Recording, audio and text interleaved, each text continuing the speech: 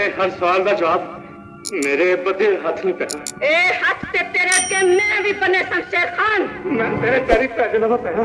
मेरे मासूम बच्चे ने तेरे पैर भी फड़े सन। तू मेरे सुहाग से मेरी दीदा जनाजा चुका देवे ते मैं तेरी दीदी गाली चुक लवा। एक कदे नहीं हो सकता है कदे। अस्सलाम वालेकुम viewers. Film artist Shahbaz Akmal film artist Seema के व्लॉग के साथ, जो कि बड़ी खूबरू जो हीरोइन के दौर पर भी आई 60 की दहाई में और उसके बाद 70 की दहाई में उन्होंने जो किरदार ऐसे अदा करने शुरू किए जो कि माँ के थे और बहन के थे, और इसी किस्म का उन्होंने बहुत अपना जो एक अपना अलहदा से मुकाम बनाया। और स्टार्ट से हम देखते आ रहे हैं कि वो इंतहाई खूबसूरत औरत थी और गोरी चिट्टी थी और बड़ी प्यारी थी। 60 की दहाई में उन्होंने फ़िल्म इंडस्ट्री में कदम रखा और बड़ा अरूज देखा। वो सारा कुछ मैं आपसे बयान करूँगा। और जो आखिरी जो लम्हात थे, उनके आखिरी जो 10 साल थे, वो इंतहाई गुर्बत में गुज़रे और उनकी टांग को भी फ्रैक्चर हो गया और इंडस्ट्री की जो चकाचौंध थी उससे हटकर उन्होंने एक छोटे से किराए के कमरे में उन्होंने अपनी जो ज़िंदगी का आखिरी जो लम्हात थे वो गुजारे और किसी ने उनकी ख़बर ना ली। ये सारा कुछ मैं इंशाल्लाह आपको बयान करूँगा और आपकी खिदमत में पेश करूँगा। तो उनकी जो, जैसे मैंने आपको बताया कि 60 की दहाई जब स्टार्ट हुई तो शबाब कुरानवी साहब उनको फ़िल्म इंडस्ट्री में उन्होंने मुतारफ़ करवाया और एक फ़िल्म थी मैं खाना, उसमें उन्होंने उनको किरदार दिया। वो हामिद कहाँ है? जी वो हाँ, कहाँ है वो?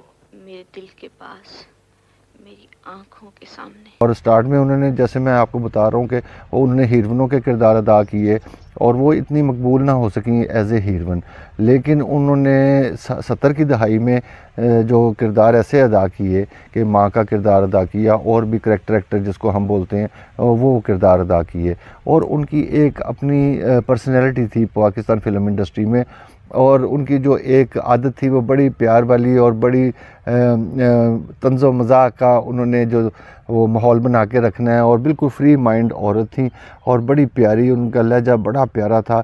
और उनकी ये आदत थी कि वो लोगों को खाना खिला के बहुत खुश होती थी, लोगों को दावतें देती थी अपने घर में और इंडस्ट्री के लोग जाते थे और उनकी खिदमत करती थी और बड़े अखलाक जो था उनका वो बहुत अच्छा था।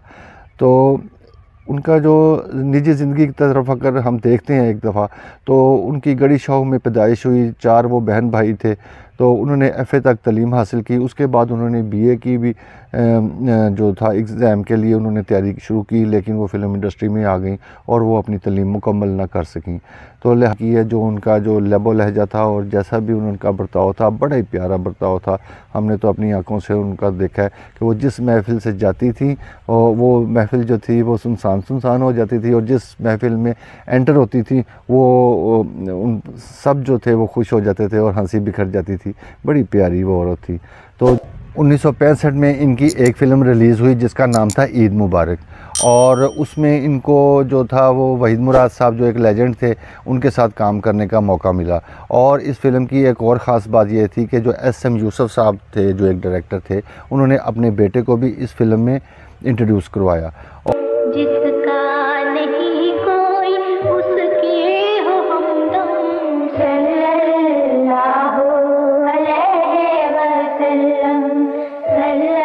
और उसके बाद फिर 2 बड़ी फ़िल्में इनकी सीमा बेगम की रिलीज़ हुई, एक थी नादरा और एक थी आग।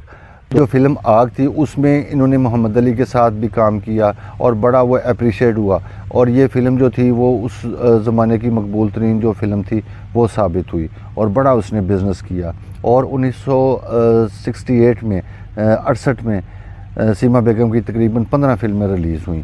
तो अपने वीर नु मुबारक से दे लेंदे, रब ने इन्हू जवान भैन दिती है। फिर मैनू तेरी मजबूरी दा पता है, भैणा जवान होन ते वीर वैर नहीं लेंदे, उन्हां नू सिरे चाड़ देने। दस फिर भैन दा ब्याह कदों करना है? चुप कर जा दानिए।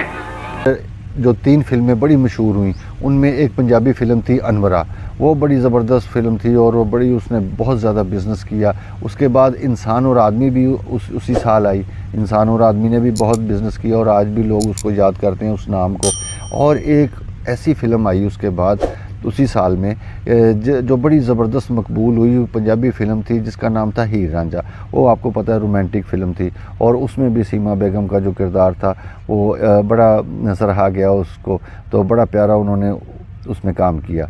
तो वो एक ऐसा दौर था कि उस वक़्त सीमा बेगम का बहुत अरूज था और बड़ी डिमांड थी। आप ये देख लें कि उनके पास डेट भी नहीं होती थी कि उधर भी शूटिंग कर रही हैं, उधर भी शूटिंग कर रही हैं, 2-2 3-3 4-4 जगह पे शूटिंग कर रही हैं। और अपने कुछ आदात की वजह से वो बड़ी लोग उन पे फेथ करते थे, प्रोड्यूसर वगैरह, और उनको पता था कि ये प्रोड्यूसर की खैर ख्वाह हैं और पूरा काम करेंगी, टाइम पे आएंगी और अच्छा काम करेंगी।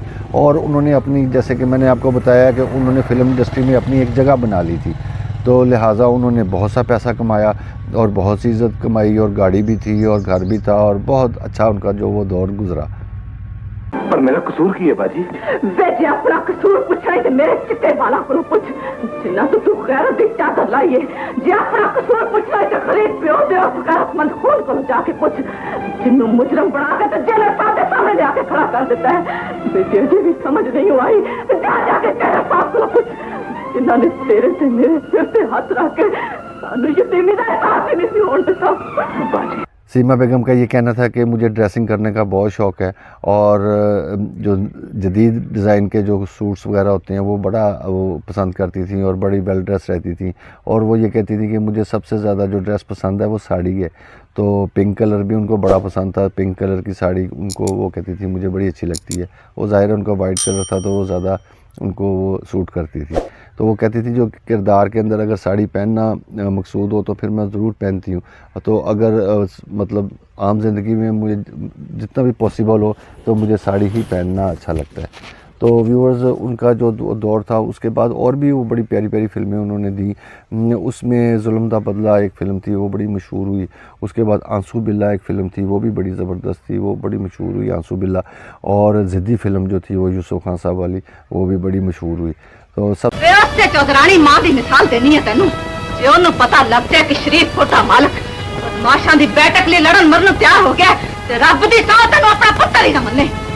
तू भी सुन ले वे अकबरिया, तेरे गैरतां वाले प्यो दा असूल सी, ओदे घर भावें दुश्मन भी चल के आ जाए ते ओने कदी वार नहीं सी कीता, ओदी गल मन लैंदा सी। सबसे ज़्यादा जो इनको पॉपुलैरिटी मिली सीमा बेगम को, वो जो किरदार, जो कैरेक्टर एक्टर किरदारों में जो उन्होंने फ़िल्में की, उसमें सबसे ज़्यादा जो फ़िल्म थी वो मौला जट में उनको जो थी वो बहुत पजीराई मिली। वो बड़ी वो फिट हुई उस किरदार में।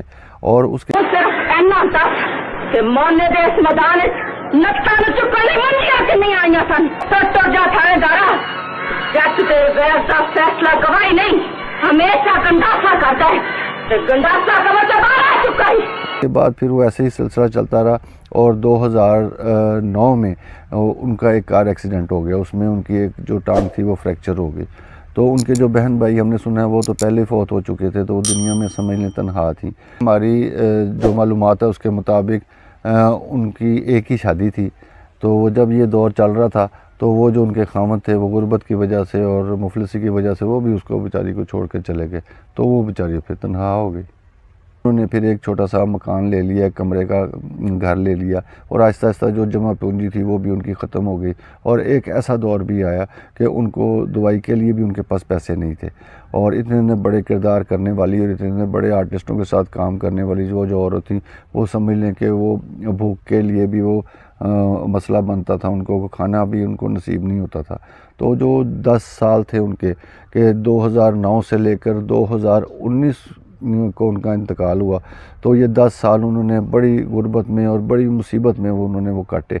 वो हमें इतला भी मिलती रही, फिर हम अभी इस काबिल नहीं थे कि वो जाते और उनके कोई हेल्प करते। तो बहरहाल वो जो भी उनका निज़ाम था वो उन्होंने बड़ी प्यारी ज़िंदगी गुजारने के बाद वो 10 साल जो थे ख़ास तौर पे वो बड़ी मुश्किल से वो गुज़रे उनके। तो उसके बाद अब वो कब्र में हैं बेचारी। तो हमारी ये दुआ है कि उनको जितनी भी मुसीबतें पड़ी थी उनकी ज़िंदगी में और जितना भी उनको 10 साल के लिए उनको एक बहुत उनका सख्त दौर गुज़रा, तो खुदा की ज़ात पाक उनको कब्र में सहूलत दे, आराम दे और कोई जन्नत में आला मुकाम अता फरमाए, उनके गुनाह माफ़ करे।